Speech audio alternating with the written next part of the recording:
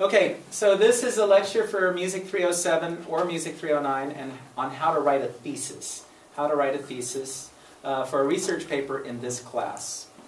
Okay, so the first thing I'm going to ask you guys is, why do you write? Why write anything? Why do you write? Someone give me some ideas. Why do you write? So you remember like the ideas you have, or... Great. To remember, that is one of the important things about writing, but that's not the most important thing about writing in this class. Sarah? To share your ideas. Okay, now you're talking about other people, and that's good, because that's sort of the point of why you write. It has something to do with the impact you're going to have on other people. But as a means to express your ideas and your feelings in an organized and detailed manner. Great. In order to do what to other people? Keep a permanent record of your thoughts to pass on. Good. What else? To communicate. Not only to communicate, but to persuade. Persuade. Thank you very much. That's one of the key words today. Actually, English professors would say the reason that you write is to argue. To argue, in the nicest sense of the word. When you're writing something, you're trying to argue. You're trying to persuade someone of a particular argument, of a particular point of view you have. Okay? It's January 31st, 2014. What important holiday happens in 14 days? Valentine's Day. I would even argue that when you write a Valentine card to your sweetie, you're trying to argue something. You're trying to argue, I love you. And here is the evidence why. When I look at your eyes, I see all the heaven and the earth inside them. Okay. Yeah. Okay? So you just don't say, I love you, here's a card, right? You try to express all the different reasons. In other words, provide some kind of evidence to back up your argument. But even when you're writing a Valentine's card, you're trying to argue something, right? Or if you write an excuse note for why you didn't come to class, you're certainly trying to argue something.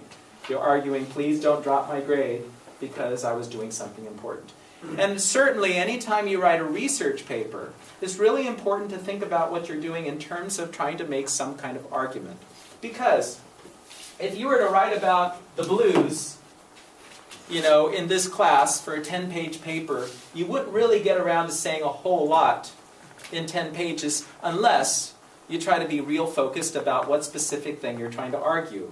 Alan Lomax, one of the greatest ethnomusicologists of all time, has 550 pages here about the blues. Okay? And even this doesn't do it all, right? So in 10 pages, you're trying to be really focused about your argument, your central argument for those 10 pages. And that central argument or organizing statement for your paper is called your thesis. Thesis. Okay? So your thesis is one sentence that tries to show what main point you're going to try to make in this paper. There are 5 steps to writing a thesis.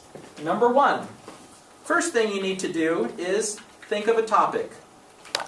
We're going to use 2 examples in this class. Okay, one is going to have to do with just something in general. And I'm going to use the example that I used from the worksheet where I learned how to write a thesis. And it's going to be the water buffalo, the Central Asian water buffalo. Okay? Let's have an example from someone who's thought about a topic since I asked you to come up with a topic last week. Is it Sally? Yeah. Okay, what's your topic? Marches in 21st century America. Okay. So, this is a world music class. So that's an interesting topic. I would actually think it's probably a better topic for your music history class. Okay, so I want you guys to be thinking in terms of world music, in terms of folk and traditional music from different parts of the world that have been around for a long time, that are still with us and still evolving and still tell us something about those people. Okay? So that's why certain styles of music like that may not be the best. Ragtime, even though a lot of us really like ragtime music, it had its heyday from 1900 to 1920, and then it got subsumed into the world of jazz. So that might not be a good topic at all as well. You want to pick a style of music. It could be from the US or from someplace else some other foreign country that's been around for a long time, that's still with us and still evolving. What idea do you have? Music from the Andes mountain. Okay. South America. Okay. So Andean music, that's the music, particularly if you can even focus it on a particular country, maybe Peru, of which there's probably more written than anything else. So the Andean Indians is what we would say, the Incas. What are you thinking about, Paul? I don't know if I can. I started doing a little research on it, but it was kind of brought up on blues and jazz and stuff. But when you said to try to look into something that might be affiliated with our family, I started. My grandfather, who I never knew, was a cantor, and I thought of maybe looking into Jewish music. Okay. And Okay. stuff. And Sometimes I don't know. Jewish music can be also difficult to do. There's one style of music that comes to mind that's definitely Jewish and has a lot written about it, and that's klezmer music, which is Eastern European Jewish wedding music that got transported and evolved in the United States as well. So that would be a good topic. Sarah? The tango. Tango. Okay, just for the sake of our examples here, let's pick the tango, because a lot of people have written about the tango, and there's lots of things to write about it. Okay, so that is number one. Number two, take that topic and ask yourself what interests you about that topic. What interests you about that topic? For this class, I particularly want you guys to think of particular cultural angle or an aspect of culture. Okay? An aspect of culture that intersects with that style of music. An aspect of culture that intersects with it. I'm going to give you guys a lot of examples in a little while, but think in terms of things like politics, racism, economics, pride, identity, emotions like love, religion. There's all kinds of intersections between music and the styles that we're going to be talking about, the culture. One of the things that come to mind when I think of tango that a lot of people have written about is the role of women. Okay? So think in terms of those kinds of things. And for our first example, the water buffalo, we're going to use the example of the usefulness of the water buffalo. Sarah, were you thinking in terms of a particular aspect of tango that relates to culture? I was thinking about the women's roles and Okay. stuff. Okay, the role of women. And then, for your next thing that we're going to come up with, your next step in how to write a thesis, is turn your topic into a statement using the two pieces of information that you have so far. In other words, an argument. You take a position.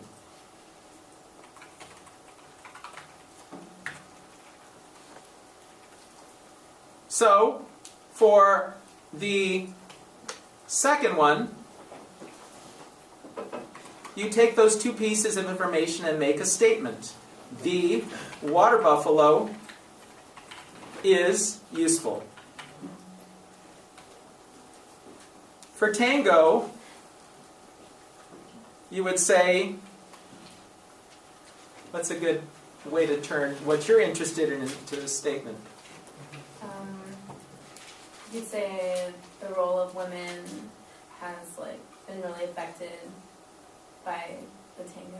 Okay. The last 100 years. So there's two different ways to go with things sometimes. You can say that you can do a good or a bad thing. So are you going to say, you're going to look at maybe the way in which women are not treated well in the tango, or maybe the way in which it sort of reflects something good about women? Which one did you want to look at? I think I was leaning towards the negative side, how it's a very sexualized kind of music and dance. Okay, so let's just say for the purposes of right now that you're going to look at tango and how it is degrading to women. just for lack of a better word for right now. Okay? You can do the flip side, though, and say that, although it may not look like it, we're getting ahead of ourselves a little bit, you know, Tango reflects women's power in society. You can do either one. As a matter of fact, I have more experience doing the other one, if you don't mind. Just for the purposes of this lecture. You can do whatever you want. And actually, sometimes the best thing to do is to look at both sides to come up with the most interesting and controversial thesis. By the way, every time you write a thesis, try to make sure that there's some kind of element of controversy in it. Okay? Some kind of element of controversy. One of the things you guys might want to do at this stage, it's only the second week of the semester, and you're thinking in terms of klezmer or tango or Andean, music, is just enter in those terms and into Google along with the word controversy. For instance, tango and controversy will come up with all kinds of hits of interesting ways in which people are arguing about tango. And you want to find something where people are arguing about your topic. Because whenever there's two sides arguing back and forth, that means that music's doing something really important. A little while ago we were talking about Pete Seeger and how his music was getting banned and he was, being prosecuted. You better believe that writing an anti-war song in the middle of Vietnam, was controversial and that it raised some important questions. So you want to be getting into a topic where you're raising some important questions, where people are sort of saying, no, it's this. Other people are saying, no, it's this. Because guess what? That music is at the center of something really important to the culture. And that's what you want to get at, this music. How is it reflecting something important to the culture? So tango, you would say by putting this into the other flip side, tango reflects women's power. That's one way of stating that one side of the argument there. That's one thing you could argue. So you turn it into a statement, and then the next step is to say, well, what would the other side argue? In other words, you create what's called a counterargument.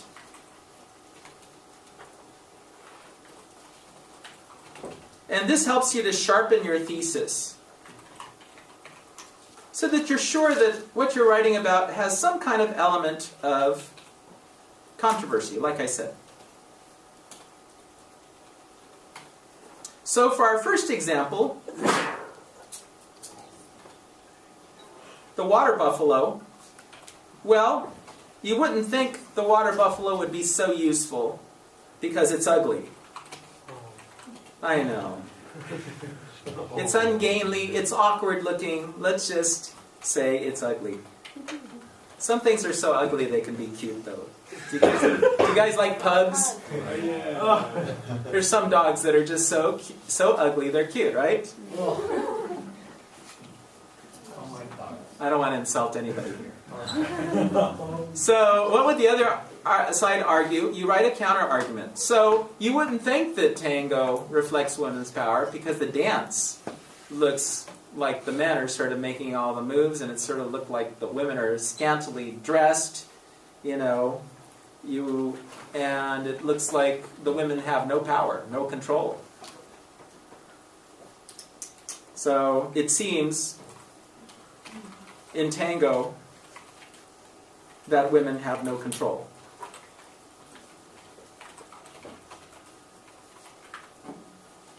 So you add a counter-argument, something that you think the other side would be arguing, and then your final step is to combine that counter-argument and the argument together into a thesis.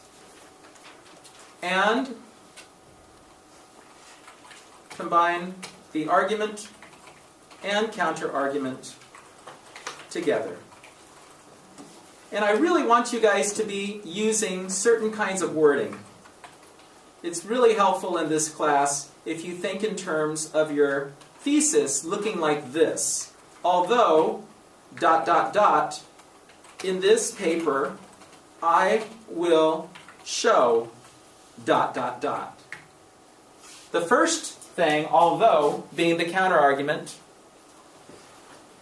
The second part being the part you really want to focus on, which is your primary argument. Okay? Counterargument and argument. By the way, the counterargument and argument should most of the time try to have some kind of correlation, be the opposite of one another. In a little while we're going to have some great examples. But think of just, for instance, just the emotions love and hate.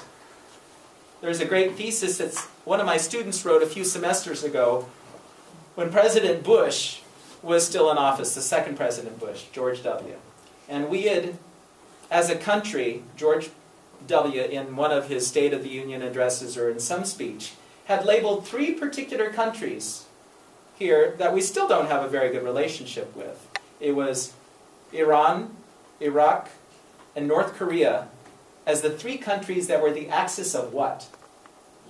Evil. Okay? The axis of evil. And he was from Iran.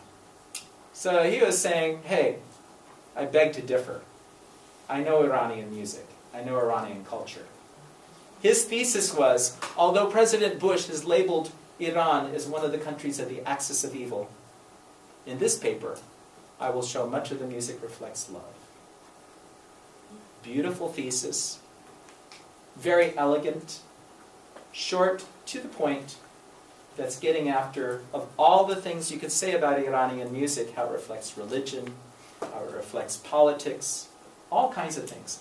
I'm just going to focus on how this music reflects love as one of its primary things. So, let's see what happened to our 2 examples here. Combine the argument and counter-argument together, and you get for the first one, although the water buffalo is ugly, in this paper, again, using the wording I'm asking you to use, I will show that it is remarkably useful to the people of Central Asia. Let's pick a country where the water buffalo is important. Mongolia. Although, many people would say this, in this paper I'm going to show this. Although it looks ugly, in this paper I'm going to show it's remarkably useful. Now, think of all the things you could write about the water buffalo. I mean, it could fill thousands and thousands of pages. You can write about, in the whole world of things you would write about the water buffalo, you can write about its evolution, its geographic distribution, what it eats, its biology, where you find it, etc. This person is just going to focus on what it's used for, which in the whole world of the book of water buffalo, thousands and thousands of pages, is enough to sort of chop off for a 10-page paper. Okay? That's what you want to do with your musical topic as well. And Sarah's done that because although, let's take our counter-argument first, it may appear that women have no control in tango. In this paper, I will show it reflects, and use that word whenever possible, reflects, represents, symbolizes. It reflects the power of women in Argentinian society, or something along those lines.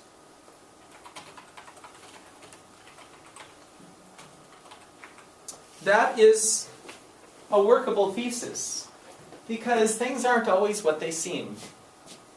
And a lot of students in this class have sort of written about this kind of thing. There's actually a book called The Political Economy of Tango by Marta Savigliano, a professor at UCLA, who's just written about all the different sort of ironies that you find in tango.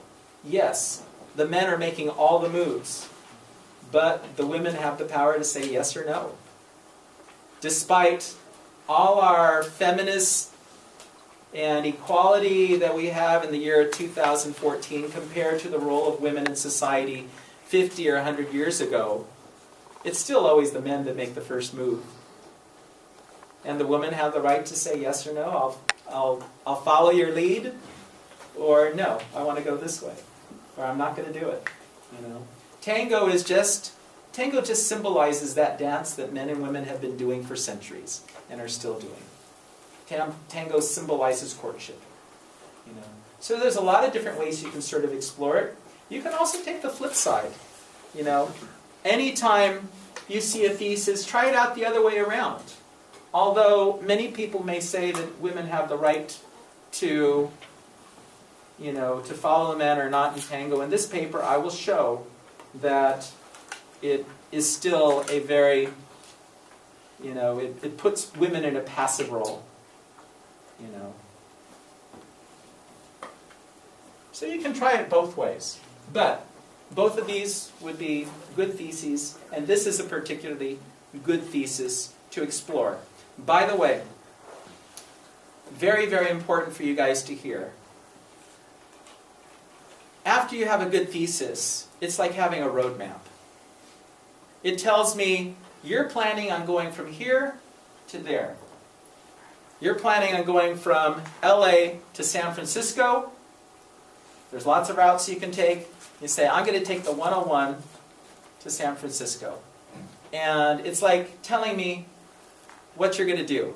And I say, great, have a good time. I know you're on the direction to a good destination. That's what this thesis helps. It's rather, you know, when you don't have a good thesis, it just says, you know, I'm going to take off and I'm going to go somewhere. And I'm going, well, where are you going? You know, what are you going to learn? You know, I want to make sure that you're off on a good direction so I don't have to worry about you. That's what a good thesis does. It tells me I'm planning on doing this and this. This is the route I'm going to take. This is my destination. At least it's where I'm shooting for. After that, though, I really don't care if you prove your thesis or not.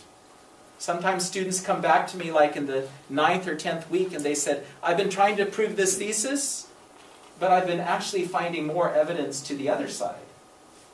And by the way, if you're really a good researcher, you don't want to go out into the world just to reinforce your views. You want to hear other views. You want to hear the other side. A good researcher's always going to find evidence to pro and con their thesis. So please, try to get a big, you know, swath of opinions. Try to explore how your thesis is true and how it's not true. Ultimately, all I want to make sure is that by the end of this, that you've learned something really valuable. You've learned something deep about this particular style of music. In the long run, it doesn't matter whether you prove it or not. In fact, the most common conclusion I see when I ask you to write a conclusion, revisit your thesis, and tell me what you've learned. In the end, the most common conclusion is, I started off with this thesis, and in the end, I learned that it was even more complicated than that. I learned on the pro side this and this and this. I learned on the con side this and this and this. But you see what you're writing? You're telling me these are the things I learned in really great detail. That's what I'm hoping that this thesis sort of helps inspire. It tells me that rather than just writing a lot of superficial stuff, which you may do a little bit of background, but I'm really, really going to get in depth in this one particular angle. And I really want to learn the connection between music and this particular aspect of culture. Okay? But in the long run, it doesn't matter whether you prove it or not. Questions? Yes. Since you have part of your thesis, it says, although it may appear that women have no control, do you have to talk about it lightly on your research to prove that they don't have no control? Well, to tell you the truth, the counter-argument, the first part is not as important as the second part. It's just showing that there's, you know, it may appear like this. So it's okay to have wording like this. Although the stereotype of something is this, in this paper I'm going to show this. Although some people may say this, in this paper I will show this. Or it may appear this. In this paper what I'm really going to focus on is this. The counter-argument is there just to sort of balance things out. What I really care about is that second part of it. Okay? So that first part may include stereotypes, may include things like people saying, Iran is an evil country. It's just sort of like sharpening and sort of saying, a lot of people are saying this, but what I'm really going to show you in this paper is that it's not true. It's like really this. Okay? Other questions? Yeah? So once we feel that we've had at least a decent rough draft of the thesis, do we send it to you by email to Please. Please. So you don't want to wait till the last minute to work this out and send it to me. The sooner you send it to me, the more you can use my experience to go back and forth. I've helped students write 6,000 research papers. 6,000 and counting. So I've seen a lot of these theses already. And there are certain things that you want to aim for in your thesis that are really difficult. Really, this is the single most important sentence you're going to write all semester. And for your first installment of your research paper, this is all I'm looking for. I'm looking for a good working title. Make it interesting and creative.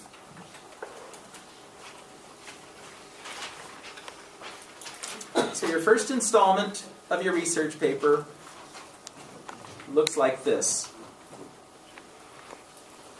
A creative title. So not Tango. That's a great title for a 5,000-page book. It's not a good title for a 10-page paper. So, maybe you'll come up with some kind of a Tango lyric that crosses your mind that really sort of encompasses, what this paper is all about. But you want to sort of come up with something that has to do with women in tango. Maybe the man says yes, but the woman says no. Women's control in tango. And you can put that in Spanish, say, el hombre dice sí, pero la mujer dice no, no, no. So, something like that, when the woman says no. I'm just making this up. Control, gender, and control in tango.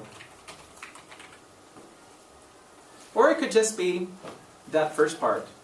I'm not a big fan of the lots of colons. So maybe that's your title. And then I want you to say why you chose it. Why are you interested in tango, Sarah? My family is from Argentina. Okay. By the way, the most common reason that someone picks a style of music is because it has something to do with your experience, your family background, a place you've traveled, a place you want to travel. Did I tell you, my example of my young guy who wrote the reason that he picked Filipino music is because his girlfriend's from the Philippines and he wanted to impress her family?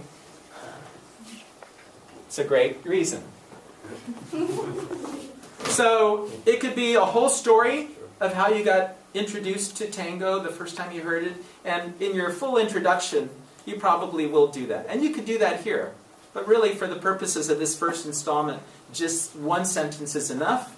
And then your thesis in bold print. When you flesh this out, this is basically the skeleton for your introduction of your paper.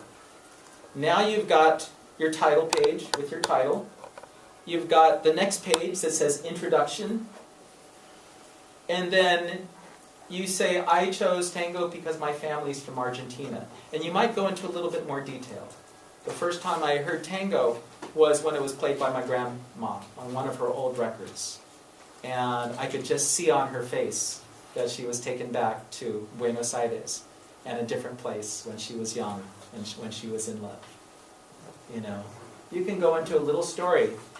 And then at the end of that introduction in bold print, you provide me with your thesis. In bold, like this. And anytime you hand in something, please always put the thesis in bold print. Everything's in bold right now, so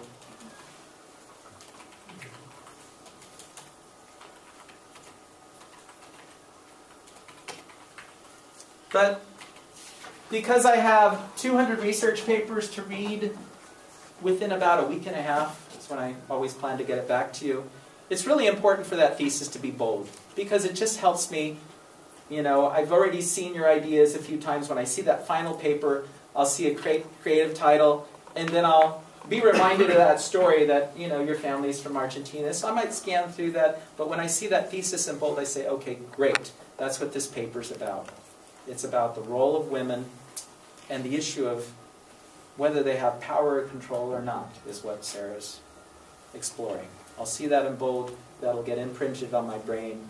And yes, there's going to be some general stuff about Argentina, the background of the country, when tango was developed, some of the important people, some of the instruments that go into it.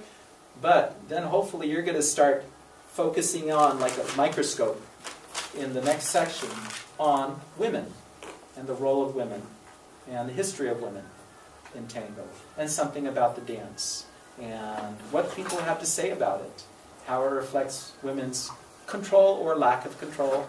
And then you will have a conclusion at the end of that. By the way, somewhere along the line in your research paper, hopefully, if you want an A paper, you'll find someone to interview from the culture who knows a lot about tango, to ask them directly, I'm writing this paper, my thesis is this. What do you think about that? Do women have control? Do they not? In which ways do they do? In which ways do they not?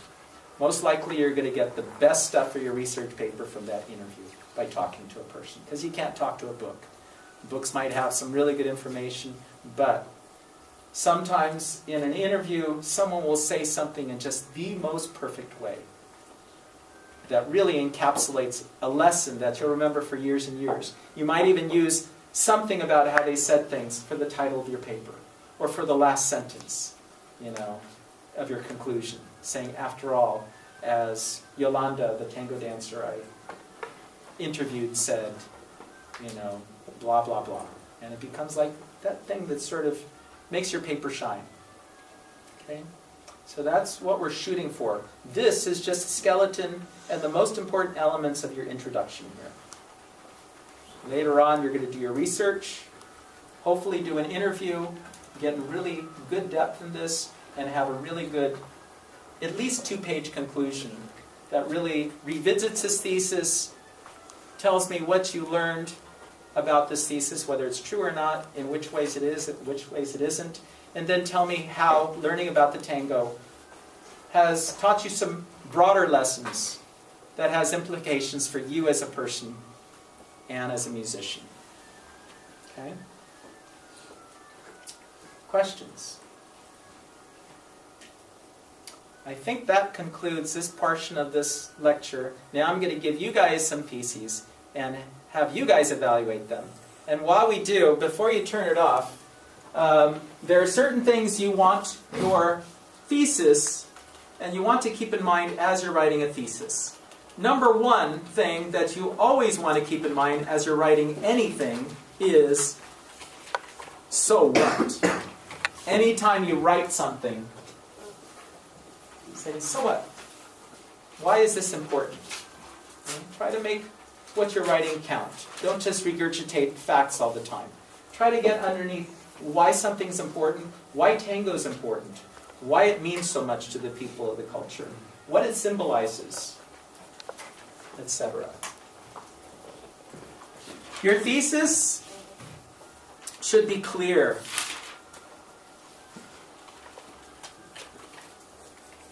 You know, all you guys have really great ideas in your heads.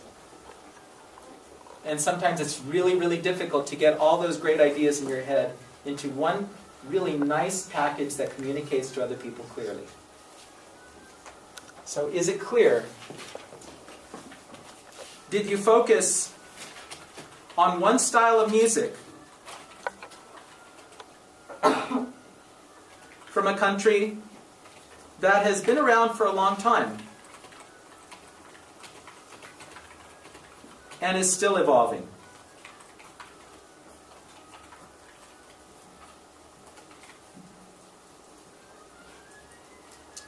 Did, most importantly, the most difficult thing here, did you connect the style to an aspect of culture. Examples. For instance, women. We've been talking about that. Religion. Things like pride in your culture. Love and courtship. Politics. Things like racism and discrimination.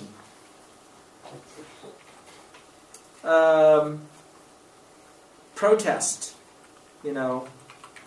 There's all kinds of different things, reasons that people make music, and all kinds of different work it does.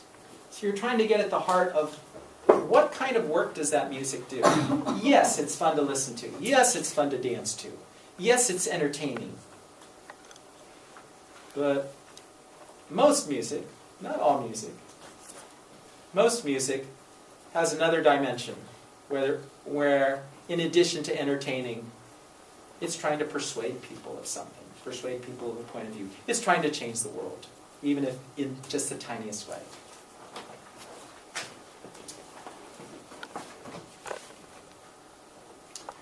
Did you include a related counterargument? The counterargument, which should sort of be the opposite of the argument. And is it controversial? It doesn't need to be terribly controversial. Sometimes things you come up with are very controversial. But does it have some kind of element of controversy? Is it important? Otherwise, it doesn't meet that very first criteria, so what? Okay. So it needs to be something where there's some kind of element of, controversy, where it's enticing, where it's stimulating. Okay? So I think that truly does conclude this part now. Thank you guys for helping out. You can turn that off. And